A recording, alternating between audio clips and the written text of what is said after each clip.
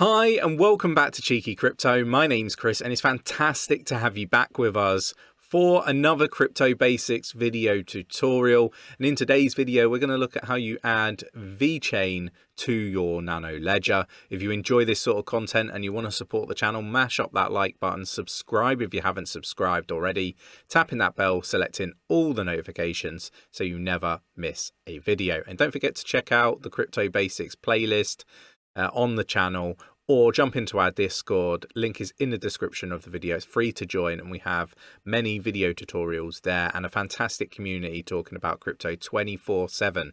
Right, let's get down to Ledger Live. Okay, so here we are at Ledger Live, and what we're going to first of all do is go over to the manager.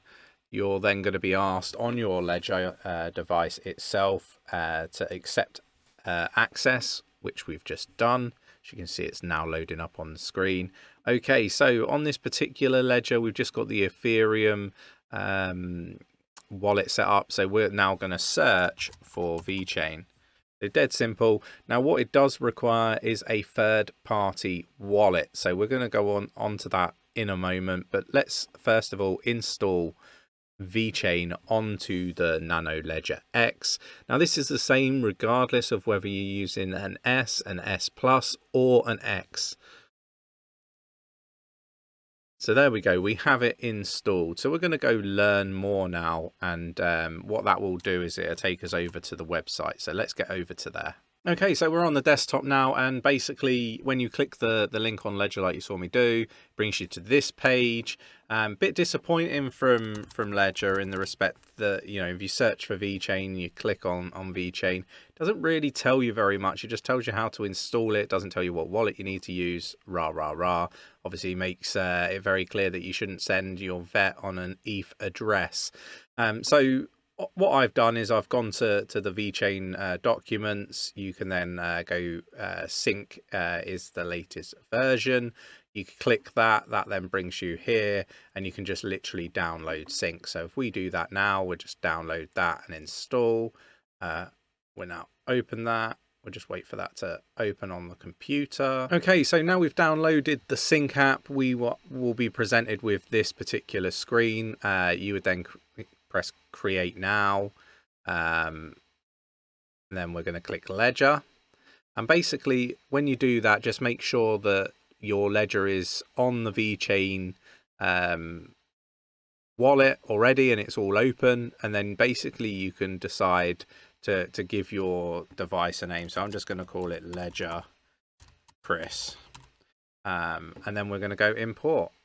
So there we go. So what we've done now is we've now set up our Vechain sync wallet that is linked to our ledger. So it's really straightforward and, you know, really easy to do. So if we click here, Ledger 1, if you want to transfer some Vechain to your ledger, you can literally just copy this address. Now, it's really important that when you do this using the Vechain network, and you're not using something like Kronos or Ethereum or any of the other potential networks that you could use. And don't forget, it's really important to check these, because some of the exchanges will auto select their chosen chain. And we see this quite a lot with crypto.com, which will auto select Kronos network, so you will have to manually change that. So just be really careful, and I always suggest sending a small transaction, a test transaction, so you make sure that you do that before you do any large sums of money. Really important. So we're going to move on. We're going to use Binance as the example for sending Vechain to our wallet here. Okay, so we're on Binance. We're going to look to buy some Vechain. Got a tiny amount of USDT on the exchange, so we're going to type in VET here. This brings up all the options. We've selected USDT. We're currently at 0.02388. So what we're going to look to do is we're going to look, well, you've got a few options. So I'll just go over here. You've got your market option. This basically means that you're buying it at whatever price it currently is sat at. And you could just buy 100% of that here. Or what you can do is you can go limit order, and you can basically put in a different price, like a lower price, for example, than what we've currently got. So if we say we're at 0.02386, if we go 0.02385 and then go for 100%, he says, there go 100%, and then go buy. It normally comes up here, but as soon as I put that order in, it came in. So yeah, that's been executed. So limit order, you can put in the price you want to pay, and it will wait until it gets to that before it buys it, or you can press market and you can just buy it at whatever price it is currently.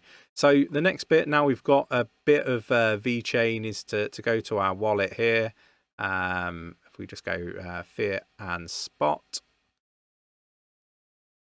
And basically what we want to do is we want to send our Vechain that we've got here now to our ledger account. So got it. So we've got Vechain. So now what we need to do is we need to go back to our sync wallet. So here we are at our sync wallet. If we just go back a step, these are the wallets that we set up earlier. We're going to go here. We're going to copy the address, which is this long address here. And then what we'll do is we'll go back over to Binance. We're going to paste the address in here. Click off of that. The network that we're going to select is the Vechain network. And then we obviously send like a small test amount to the address. And basically the reason why we do this is we want to make sure that it goes through okay.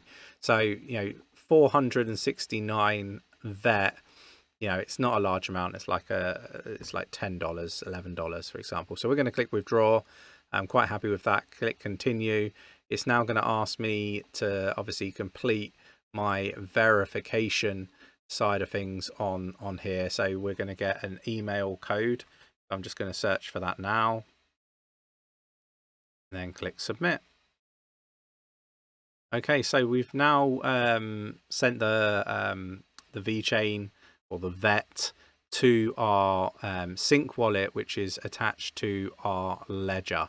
So what we're going to do now, head back over to the wallet. So here we go. We've got the wallet now. If we just go back a little bit here, we're just going to literally sit here now and just wait for that Vechain to arrive. So there we have it. The 469.21 Vechain has now arrived. It is in our wallet, so you can see it there. The other thing that you will start to see with this wallet is it starts to build up V4.